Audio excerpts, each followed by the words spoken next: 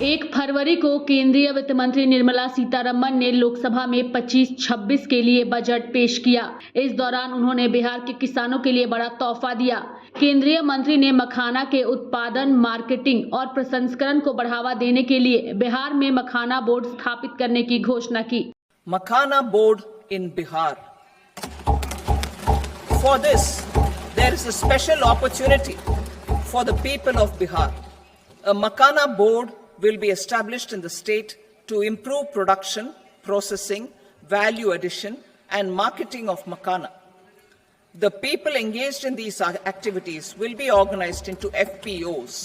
The board will provide hand-holding and training support to Makaana farmers and will also work to ensure they receive the benefits of all relevant government schemes. Nirmala Sitharaman की घोषणा के बाद से बिहार के किसानों के लिए यह काफी फायदेमंद साबित होगा और मखाना बोर्ड के गठन से किसानों को और भी लाभ होगा। बता दें कि बिहार में फिलहाल 35,000 हेक्टेयर में मखाने की खेती होती है। 25,000 किसान इससे जुड़े हुए हैं।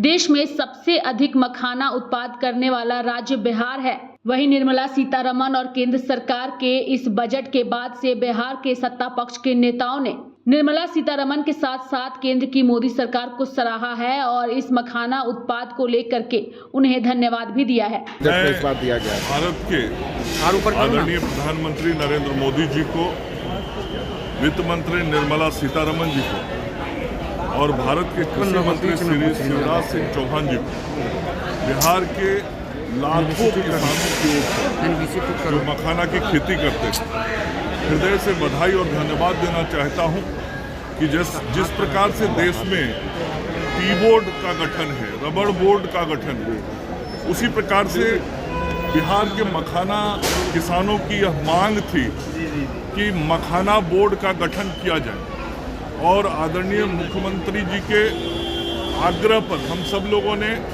भारत सरकार से इसका आग्रह किया था।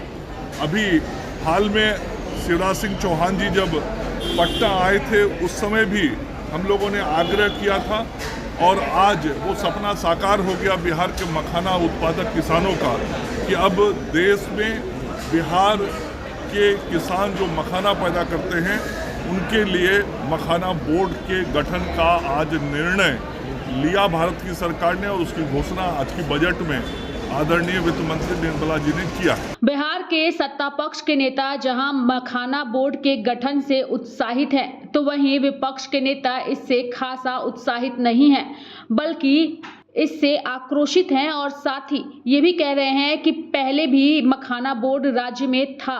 गूगल करके देख लीजिए। थोड़ा गूगल करिए, मखाना बोर्ड था या नहीं था, गूगल करिएगा, स्पष्ट हो जाएगा। एक पुराना मुहावरा था, पुरानी शराब नई बोतल।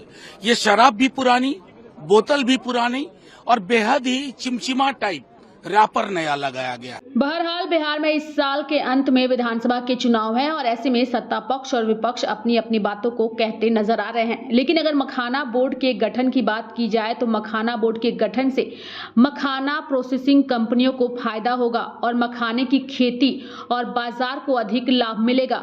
बिहार सरकार मखाना को हर थाली तक पहुंचाने के लिए प्रयासरत है। बोर्ड बनने के बाद आधुनिक मशीनों का प्रयोग कर मखाना के उत्पादन और प्रसंस्करण को बढ़ावा मिलेगा। मखाने की खेती पूरे बिहार में नहीं होती है, बल्कि उत्तरी और पूर्वी बिहार में मखाने की खेती की जाती है। इसमें मधुबनी, दरभंगा, पूर्णिया, कटिहार, सहरसा, मधेपुरा, सुपौल, अररिया, सीतामढ़ी और किशनगंज जिले में मखाने की खेती होती है। बिहार में इस साल विधानसभा चुनाव हैं और इसे लेकर पहले से ही आशा थी कि बिहार के लिए केंद्र सरकार बड़े तोहफे देगी, जो कि मखाना बोर्ड के गठन के रूप में दिया गया है। लाइव इंडिया हर पल के लिए रांची से डेस्क की रिपोर्ट।